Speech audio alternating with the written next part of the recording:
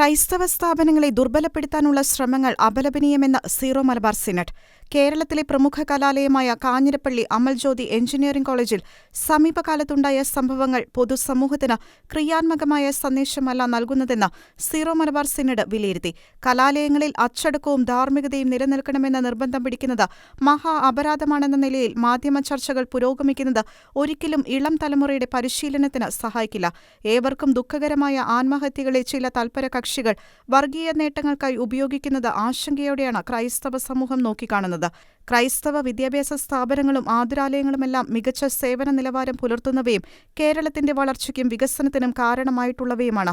അവയെ ദുർബലപ്പെടുത്തുന്നതിലൂടെ ക്രൈസ്തവ വിരോധം സാധ്യതമാക്കുക മാത്രമല്ല, കേരളത്തിലെ യുവജനങ്ങളുടെ ഭാവി ഇല്ലാതാക്കി ഇവിടെ അരാജകത്വം വിതയ്ക്കാനും വർഗീയതയുടെ വിളവെടുപ്പ് നടത്താനും കൂടിയാണ് ഛിദ്രശക്തികൾ ശ്രമിക്കുന്നത്.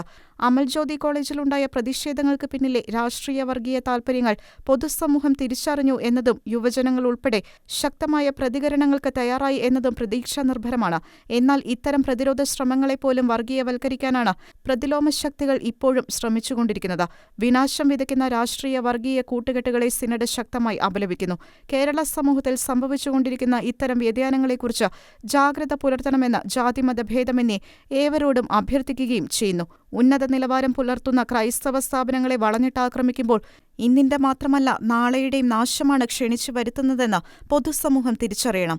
ക്രൈസ്തവന്റെ ക്ഷമയെ ഒരു ദൗർബല്യമായി കരുതി ഈ ന്യൂനപക്ഷത്തെ മാത്രം തിരഞ്ഞുപിടിച്ച് ആക്രമിക്കുന്നത് മനുഷ്യത്വരഹിതവും ഭരണഘടനയോടുള്ള വെല്ലുവിളിയുമാണ്. ക്രൈസ്തവ സ്നേഹവും ക്ഷമയും ആക്രമിക്കപ്പെടുവാനുള്ളതല്ല, അനുകരിക്കപ്പെടാനുള്ളതാണ്. ഈ സത്യത്തോട് ചേർന്ന് പ്രവർത്തിക്കുന്നതാണ് മനുഷ്യ സമൂഹത്തിന്റെ ഭാവിക്ക് നല്ലതെന്ന് എല്ലാവരും മനസ്സിലാക്കുമെന്ന് പ്രതീക്ഷിക്കുന്നതായും സീറോ മലബാർ സിനഡ് കൂട്ടിച്ചേർത്തു. Church desk, Shekinah news.